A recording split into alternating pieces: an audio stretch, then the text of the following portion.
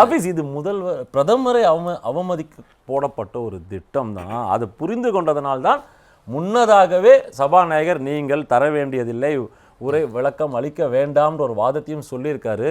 இது ஒரு staged drama, இது மேஜர் திங் ஹாஸ் பீன் அவர்டட் அப்படின்ற வார்த்தையை அவர் குறிப்பாக பயன்படுத்துறார். எதிர்கட்சியினருக்கு எது எங்கு எப்படி செய்யணுமோ அந்த எல்லையை மீறி செயல்பட்டால் இந்த மாதிரியான விளைவுகள் தான் வரும்ன்றாரு. இல்லை, அதாவது பாராளுமன்ற மாண்பு இதை பற்றிலாம் பேசுறது ஒரு கட்சிக்கு தகுதியே இல்லை அப்படின்னா அது பாரதிய ஜனதா. ஏன்னா ஜனநாயகத்தில் பேசவே மறுக்கிற ஒரு பிரதமர் எங்கேயாவது பார்த்துருக்கீங்களா? இவர் தான். இப்போ இவரெலாம் சொன்னார் வெல் ஆஃப் த ஹவுஸுக்கு வராங்க, பெண்கள் வராங்க அப்படின்னு. இதுக்கு முன்னாடி பாஜகக்காரங்க வந்ததே இல்லையா? பிரதமர் சோறுன்னு மன்மோகன் சிங்கை பார்த்து அவையில் நின்று கத்தி வெல் ஆஃப் த ஹவுஸில் வந்து நீங்கள் எது நடக்கும் என்று அச்சப்பட்டீங்களோ அதை மன்மோகன் சிங் செஞ்சது பாஜக. காணொலி காட்டவா? அப்போ மாண்புலாம் கெட்டு போலையா? அப்போ இந்தியாவுடைய மரியாதைக்கு எதிராக பாஜக நடந்துச்சுன்னு சொன்னால் ஒத்துப்பீங்களா?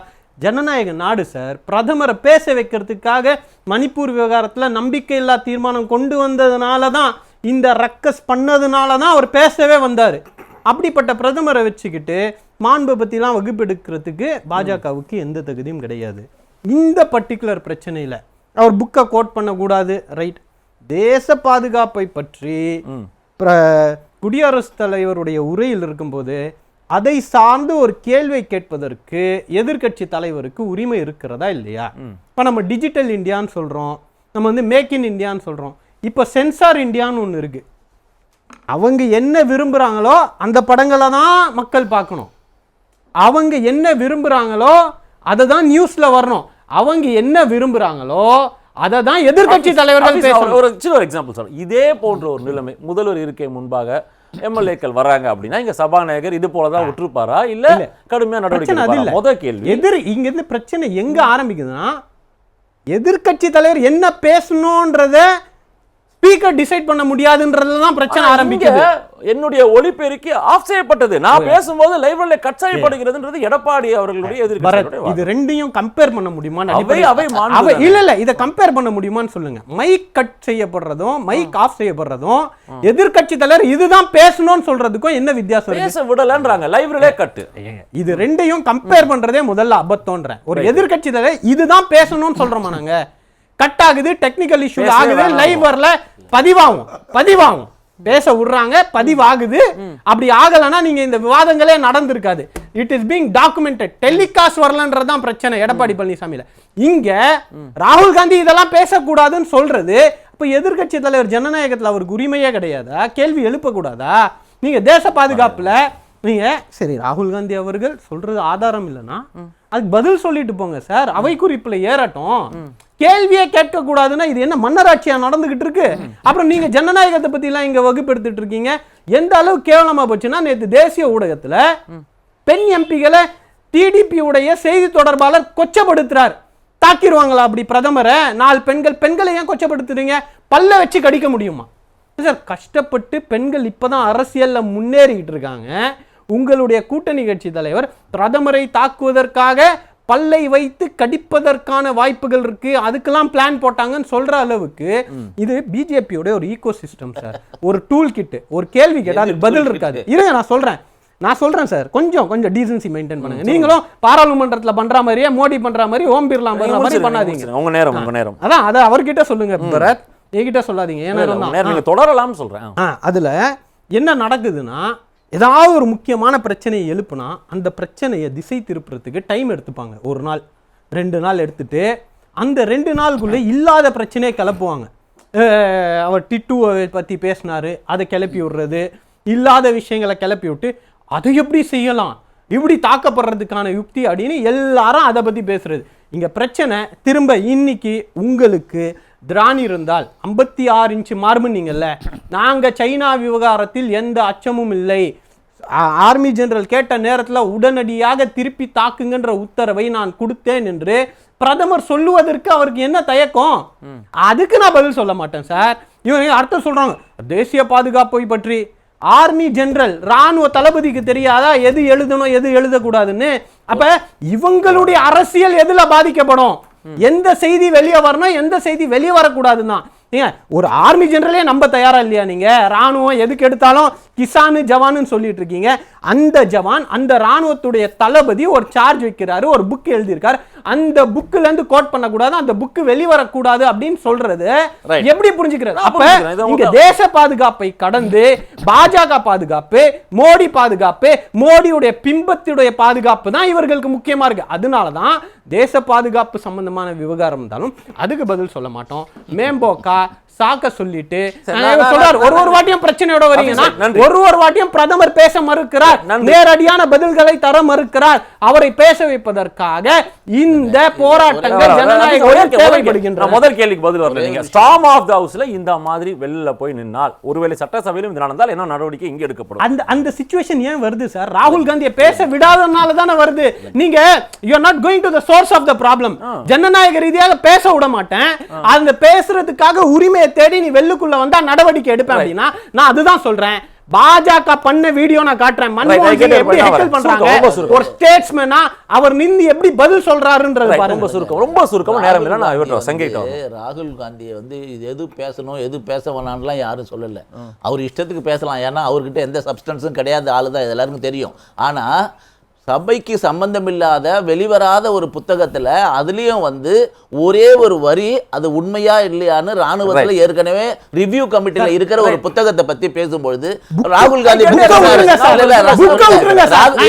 ராகுல் காந்தி சொன்ன 100 விஷயம் இருக்கு, எதுலயுமே அவர் ப்ரூவ் பண்ணல, எல்லாத்துக்கும் மன்னிப்பு கேட்டிருக்காரு. ராகுல் காந்தி ரஃபேல் விஷயத்துல இல்ல புக் விஷயமா அதானங்க, கேள்விக்கு பதில் சொல்லுங்க. கேள்வி அதானங்க, அவர் கேள்வி கேட்கறது, அவர் கேள்வி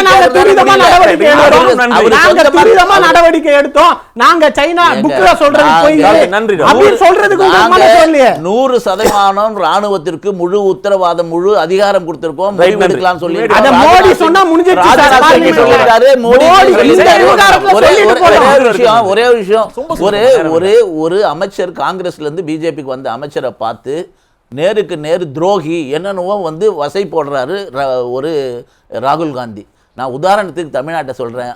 அண்ணன் இபிஎஸ் அவர்களோ அல்லது அதிமுக காரங்களோ மந்திரி சபையில் சட்டமன்றத்திலேருந்து வெளியில் வரும்போது ஒவ்வொரு ஆளையும் பார்த்து இவர் செந்தில் பாலாஜி துரோகி, இவனை பார்த்து அவர் இதெல்லாம் எங்ககிட்ட வந்தவங்கன்னு சொல்லிட்டு எல்லாரும் துரோகின்னு சொன்னால் ஸ்டாலின் அண்ணனும் வந்து ஆபீஸும் ஒத்துப்பாங்களா? அது பாராட்டு மழையா எடுத்துப்பாங்களா? என்னங்க பேசுறாங்க இது? What should be done by the government? இது இந்த அரசு இல்ல, இவங்க இயக்கக்கூடிய வாதம் என்னன்னா முன்னாடி இருந்த காங்கிரஸும் இதே போன்ற பிரச்சனைகளுக்கு பாராளுமன்ற எதிர்க்கட்சினா முடக்கம். ஸோ வேர் இஸ் த என்னமோ திமுக பொறுத்தவரை சட்ட சிக்கல், சட்டத்தை நோக்கி சுப்ரீம் கோர்ட் வரைக்கும் நம்ம போறோம் கவர்னர் விஷயத்துல தான். அப்ப இதற்கும் என்னதான் முடிவு? வாட் இஸ் வே அரவுண்ட் பாராளுமன்ற நிகழ்வுனா இந்த பட்ஜெட்டும் அதுக்கான செலவுகளும் நம்ம தொகுதி சார்ந்த விஷயங்கள் பேச முடியறது இல்ல, மக்கள் பிரச்சனை விவாதிக்கப்படுவதே அல்ல. இல்ல அது பாஜக ஜனநாயகத்தன்மையோட கொஞ்சம் நடந்துகிட்டா இது எல்லாத்துக்கும் தீர்வு இருக்குது. வந்து எதிர்கட்சி தலைவர்கள் சொல்றது கேளுங்க. நீங்க பாரதிய நியாய சங்கீதான் ஒரு சட்டத்தை கொண்டு வந்தாங்களா? அப்ப யாரு எத்தனை பேர் வெளியேற்றப்பட்டாங்க? விவசாய சட்டத்துக்கு விவாதம் நடந்துச்சா? வெளியே அனுப்பிட்டு நீங்க ஓட்டு நடத்துறீங்க. இதுதான் இவங்களுடைய சரித்திரம். நீங்க எடுத்து பாருங்க. 2014 இப்போ பேசிட்டு இருக்காங்க 18%. யாராவது அந்த 18% பத்தி பேசுற நீங்க அதுக்குள்ள $500 மில்லியன் சுமார் 41,000 கோடி இந்திய ரூபாய்க்கு யூஎஸ் கிட்ட இருந்து கட்டாயமாக இம்போர்ட் பண்ண வேண்டும்ன்ற ஒரு ஷரத்தை போட்டிருக்காரு. அதை பத்தி யாராவது பேசுறீங்களா? இதுக்கு முன்னாடி அந்த மாதிரி ஒரு ஷரத்தை போட்டு இந்தியா எப்பயாவது ஒத்துக்கிட்டு இருந்திருக்கா? கண்டிப்பா வாங்கணும், 0% டாரிஃப்ல வாங்கணும். அதுக்கு தான் உள்நாட்டு உற்பத்தியாளர்கள் கதறிக்கிட்டு இருக்காங்க. நீ 0%ல இறங்கினா ஏன் உற்பத்தி என்ன ஆகும்னு இந்த நியூஸ் எல்லாம் ஏன் சொல்ல மாட்டேன்றீங்க? வெனிசுலால இருந்து இதுக்கு முன்னாடி எப்போ ஆயில் இறக்கி இருக்கும்? ரஷ்யன் ஆயில வந்து இன்னைக்கு இந்துல வந்து இருங்க சார், இருங்க கையெழுத்து போட்டுமா வெனிசுலா கூட. அப்ப கையெழுத்து போடுற வரையும் 18% அமைதியா இருங்க. ஆனா கையெழுத்து போடுற வரையும் 18% வர. ஆனா இங்க ஒரு கோரிக்கை வைக்கப்படுகிறது. நம்ம வெளிநாட்டு முதலீடுக்கு வெள்ளை அறிக்கை கேட்கும்போது இங்க அரசு என்ன சொல்றோம்? Sir it is everything is there sir. இதான் சார் வெள்ளை அறிக்கை. What are you comparing? நான் சென்ட்ரல் ஸ்டேட்டுக்கு I am comparing state and centre. What am I saying and what are you comparing? நான் உங்களுக்கு I am talking about tax. I am drawing a parallel line. No, this is not a parallel is what I am talking about tax. Okay. 41,000 crores zero tariff la வரதையும் நீங்க FDI யும் compare பண்றீங்க. FDI is going to bring jobs.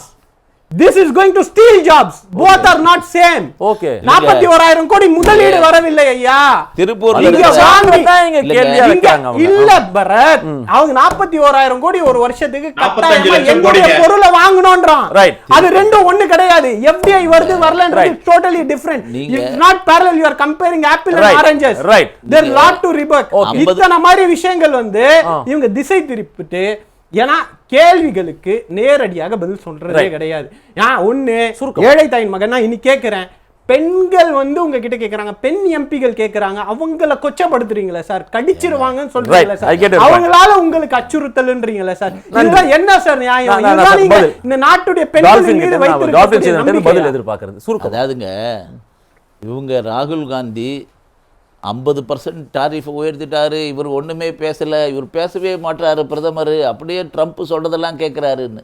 இன்னைக்கு அதே Trump சொன்னதெல்லாம் அவர் இந்தியாவை பத்தி, பாரதத்தை பத்தி, பொருளாதாரத்தை பத்தி மோசமா பேசினா உடனே இவர் தலையில தூக்கி வச்சுப்பாரு, அப்படியே ட்ரம்ப் சொல்லிட்டாருன்னு. இன்னைக்கு ட்ரம்ப் தாங்க 18% குறைச்சிருக்காரு. நம்ம ஒரு அதுவும் நிறைய விஷயங்கள் சரத்துக்கள் வெளியே வரலன்றதா அவங்களுடைய சேடியா இருக்குன்றதா அவங்களுடைய வாதமா பொறுத்த இருக்கு. வரையில யூரோப்பியன் யூனியனுடைய ட்ரேட் வந்து மிகப்பெரிய நம்ம அளவுல பத்தி பேசிட்டோம். நான் நம்ம சொன்ன முதல்ல மாதிரி சொல்லிட்டீங்க. திருப்பூர்ல இருக்க தொழிலதிபர்கள்ல இருந்து, Right. ஆம்பூர்ல இருக்க தொழிலதிபர்கள்ல இருந்து அவங்க வரவேற்கிறாங்க. ஏன்னா இது ஒரு வரப்பிரசாதமாக இருக்கும். Right. அவங்களுக்கு ஒரு மிகப்பெரிய 27 நாடுகள்ல வியாபாரம் பண்ணுவதற்கான அவங்களுக்கு வாய்ப்பை இன்னைக்கு பாரத பிரதமர் திறந்து விட்டுருக்காருன்னு. ஆனா இதெல்லாம் படிக்கிறதுக்கும் ராகுல் காந்திக்கு நேரம் இல்லைங்க. ராகுல் காந்திக்கு அவருக்கு வேற நேரம் இருக்கு. Right, நன்றி. உலகத்தெல்லாம் சுத்தணும், அவருக்கு Right, வந்து I get it. இவரு நாட்டினுடைய வளர்ச்சி பத்தி அவருக்கு அக்கறையே இல்லை.